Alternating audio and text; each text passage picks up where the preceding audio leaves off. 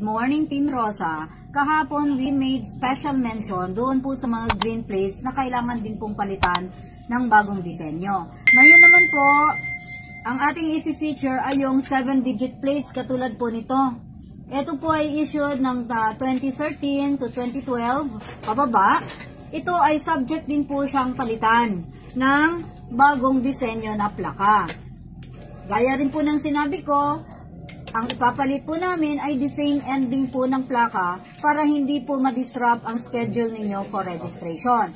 Ngayon po may mga katanungan pong dumating kahapon, particularly galing kay Joel Quizon at kay Jason Reducion. Ang tanong nila ay kung kailangan ba daw talagang palitan ang mga lumang plaka.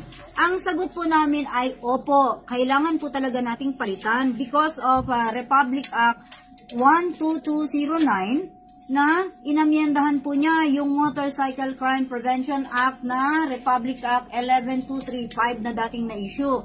Dito po ay tinatalakay nila na dapat po yung bagong plaka ay bigger, mas malaki, readable, at color-coded po ang mga plaka. Para po ito ay madaling makita at mababasa from a distance of at least 15 meters. Yun po yung dahilan, kaya po may nationwide po ngayon na programa na minamadali natin ang pagpapalit ng plaka into the new designed motorcycle plate.